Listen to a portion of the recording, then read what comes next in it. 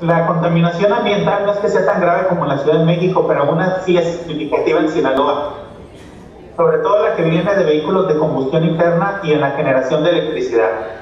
O sea, no estamos tan graves, pero eso no significa que no podamos mejorar o no está haciendo ningún daño. Ayer después les voy a mencionar cuáles son los efectos de salud de la contaminación solamente de una termoeléctrica. Vamos a la 11. En la disciplina 11, pues tenemos ahí que una solución potencial son las energías renovables que vienen de fuentes naturales como el sol, la biomasa, el calor geotérmico, y estas se reabastecen en forma constante y predecible. Esa es la razón, o sea, el petróleo es fósil porque es la energía que se acumuló hace 60 millones de años y ahorita la estamos extrayendo. Lo que tratamos de hacer con energías renovables es producir energía o capturar energía para hacerlo día con día y no tener ningún problema. Bueno, en la siguiente diapositiva, los biocombustibles son líquidos que pueden sustituir a los combustibles fósiles. Se derivan de grasas y carbohidratos animales y de plantas, que se reproducen periódicamente. Esto reduce significativamente las emisiones de gases de efecto invernadero porque están reciclando el carbono de la atmósfera y no están inyectando carbono fósil que viene del petróleo, ¿no? Imagínense, teníamos una reserva de carbono en el petróleo, la extraemos, la quemamos y estamos inyectando más dióxido de carbono en la atmósfera. Esa es una de las razones por las cuales los biocombustibles podrían ser benéficos. En la siguiente, en la diapositiva 13, la reducción de emisiones contaminantes también es algo que pueden hacer los biocombustibles porque tienen una combustión más limpia. Entonces, fíjense por ejemplo en la gráfica, cómo el monóxido de carbono se reduce en más de un 40%, casi en un 50%.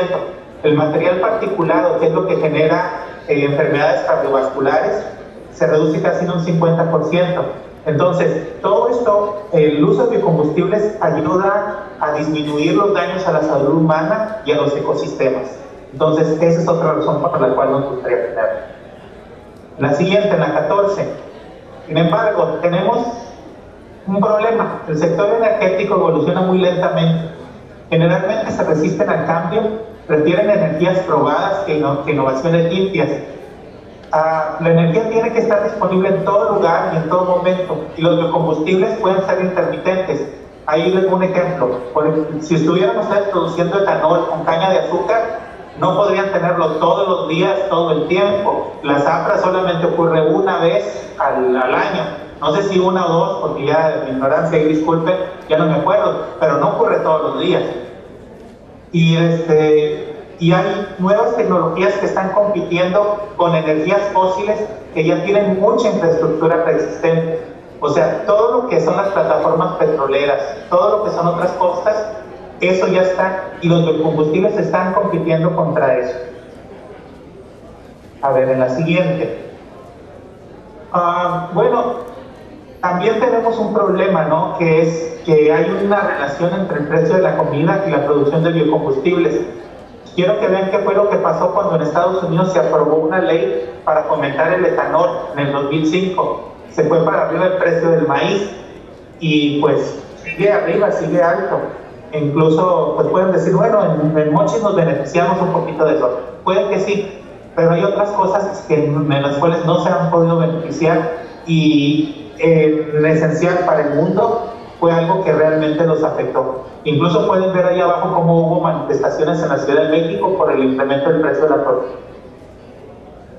A ver, en la siguiente, ahí donde está todo bueno. Pues también existe incertidumbre en la reducción de gases de efecto invernadero.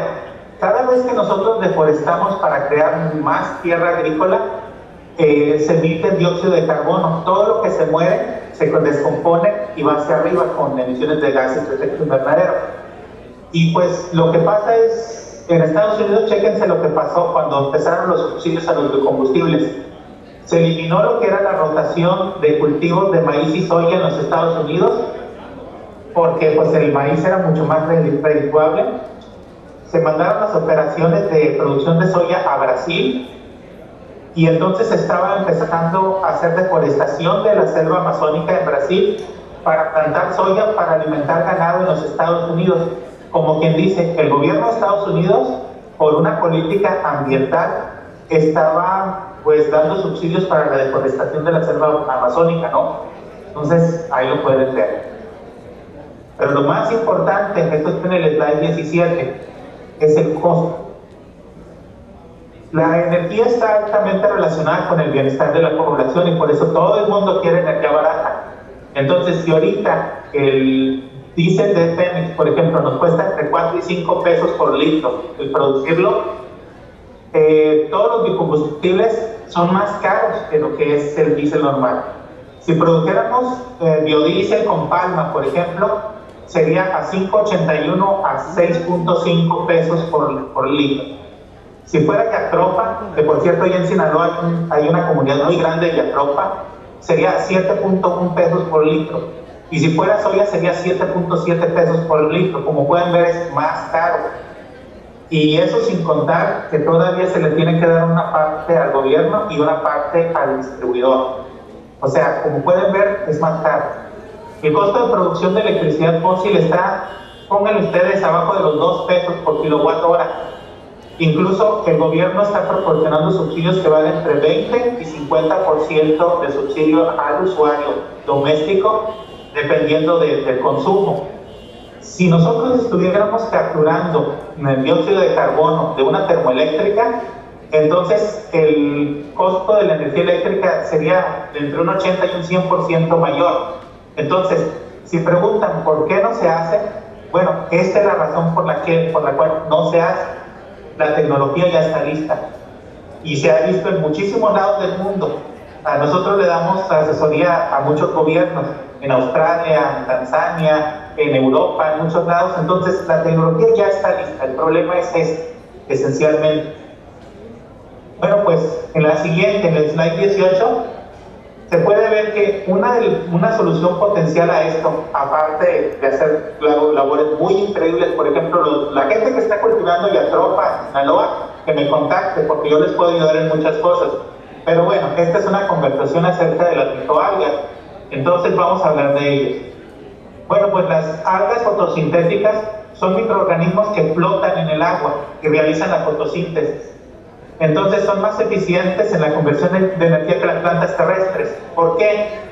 Porque no tienen tallos, no tienen hojas, no tienen ramas, no tienen nada. Solamente son bolitas así de grasa que se la pasan flotando en el agua. Si les damos nutrientes, dióxido de carbono, van a crecer, van a acumular carbohidratos o grasa. Bueno, pues una cosa bien importante, no requieren agua dulce, por eso las microalgas crecen en el mar completamente, y tampoco requieren tierras cultivables. Se puede hacer en tierras salobres. Una vez lo hicimos en Ensenada, en un estacionamiento, nos prestaron un estacionamiento y ahí lo hicimos. Entonces, créanlo que no se necesita tierra cultivable para esto y por ello no compite con la comida. La siguiente, por favor, en la 19. Ahí les estoy poniendo el sistema básico de producción de microalgas. Lo primero que hacemos es, nos vamos a la naturaleza. Aislamos una especie de alga, ya sea de ahí, por ejemplo, el topoloampo, veíamos nosotros en el microscopio cuál podría ser que pudiera producir grasa, la aislamos y luego la cultivamos en el laboratorio. Ya que tenemos una suficiente densidad de esto, entonces la ponemos en un estanque. Un estanque, hagan de cuenta, como de 30 centímetros de profundidad con agua salada. Le agregamos dióxido de carbono y nutrientes. Y ahí lo mezclamos. Y empezamos, ¿y para qué lo mezclamos? Para asegurarnos que todas las microalgas, las bolitas que están ahí flotando, reciban luz solar, pues que no se hagan capas, ¿no? Bueno, de ahí las cosechamos, extraemos toda la biomasa, extraemos el aceite, hacemos un proceso que se llama transesterificación, que es para producir biodiesel. Entonces lo que está abajo, la capa que está abajo es glicerina, esa la utilizamos para hacer jabones y cosméticos, y la capa de arriba es biodiesel, esa se va directo a los motores diésel sin ninguna modificación. A ver, la siguiente, la 20. Pero también existen distintos productos. Con las microalgas se puede producir también hidrógeno, se puede producir etanol, o sea, si se hace una especie que produce carbohidratos, se puede producir etanol. Y pues el uso que se le da ahorita al cultivo de microalgas es para proteínas y antioxidantes o suplementos de comida y medicinas. Y eso es lo que se está haciendo ahorita. Ahorita al rato les voy a decir por qué, pero por mientras continuamos, es la BN. Bueno, pero la razón más importante por la cual se pueden utilizar las microalgas, aparte de que no requieran tierra cultivable y agua dulce, es esta. Fíjense la diferencia entre lo que es producir aceite de soya para hacerlo biodiesel. Solamente obtienen 460 litros de biodiesel por hectárea por año. Si se van a la yatroca es muy buena, ¿ok? La ventaja, tiene muchas ventajas, no voy a hablar mucho de ello, pero son 1.660 litros de biodiesel por hectárea por año. La ventaja de la yatroca es que tampoco no es comestible y no se necesita tierra cultivable buena y muy poquita agua. Por eso he hablado mucho de la yatroca también. Si ven la palma, esa la están produciendo en Michoacán y en Chiapas, son 6.100 litros de biodiesel por hectárea por año. Y ahora chéquense lo que son las microalgas. Son 34.500 litros de biodiesel por hectárea por año. ¿Ok? Entonces, esa es una de las razones por las cuales las microalgas del pasado, de hace 100 millones de años, de hace 60 millones de años y todo esto, se depositaron en el fondo, las placas tectónicas las taparon y se convirtieron en petróleo. Entonces, si la naturaleza eso fue lo que utilizó para hacer el petróleo, nosotros lo podemos utilizar también para hacer nuestro biocombustible. Bueno, pues continuamos, la 22. Bueno, pues como les decía, el cultivo de microalgas no requiere de tierra cultivable o de agua dulce, por lo cual se pueden utilizar extensiones áridas cerca del mar, muelles abandonados o instalaciones industriales para la operación.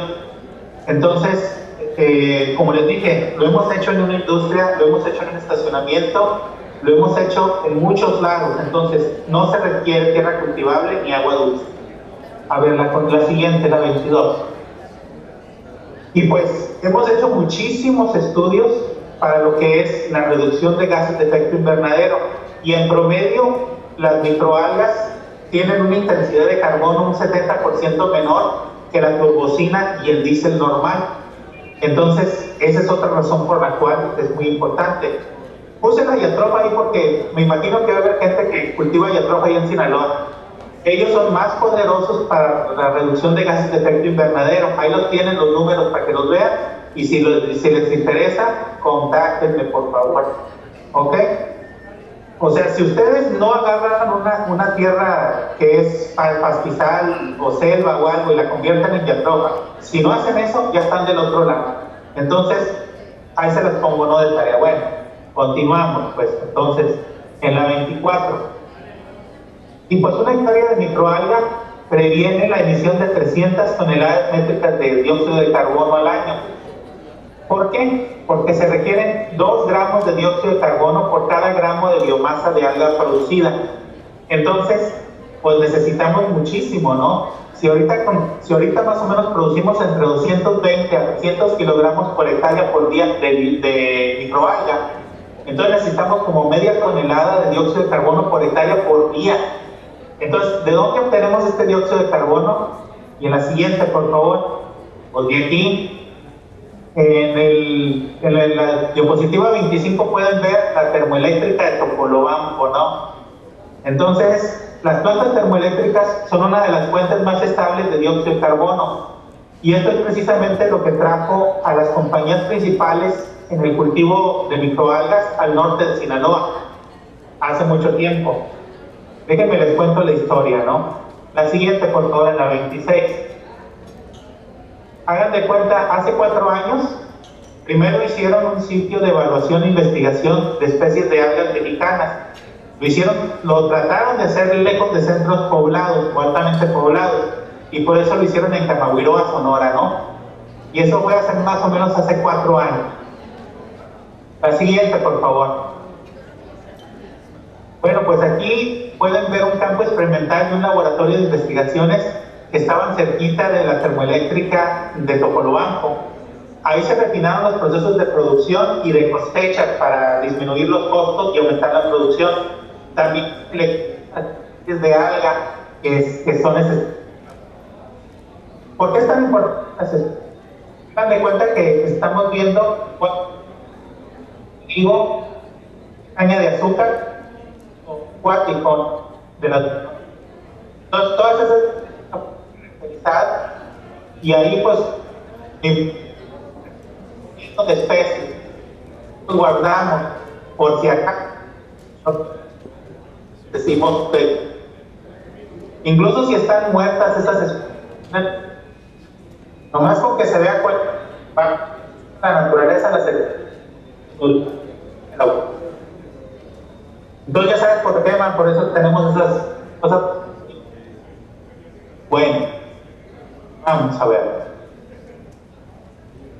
Bueno, pues ya se estaban estanques acá a la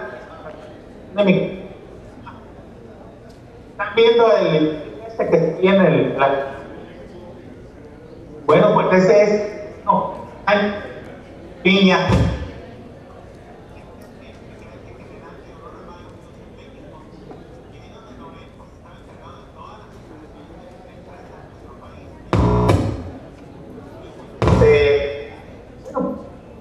Ya tenía en slide 29 tenían las 1500 para operaciones a gran escala, hicieron estudios de impacto hechos de menos ya eso de otros.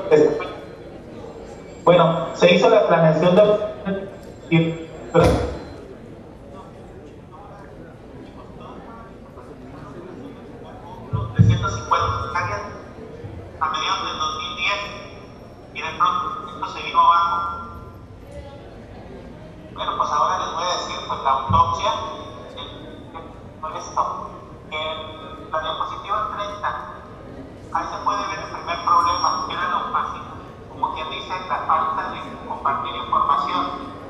Nunca se todas las autoridades informaron de los planes de desarrollo. Los inversionistas de Silicon Valley, que por eso tenían que hubiera especulación de tierras en los ríos, no sabía nada. Por ejemplo, no tenía el apoyo de la comunidad, del gobierno y de la sociedad civil. Entonces, aguantarse creen, pero se les pasó la mano en este caso. Para continuamos en el slide 31. Bueno, pues estas son las tierras no producen nada que era de biodiversidad y que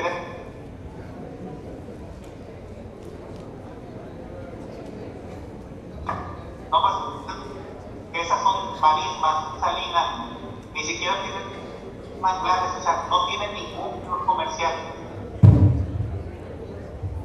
Decirle a nadie que estaban haciendo.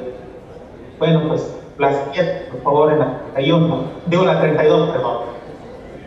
En la 32 podemos ver el segundo problema, ya que había unos costos muy altos de carbono. Necesitaba crear una instalación para la captura de para poder separarlas del dióxido de carbono, y eso estaba en un buen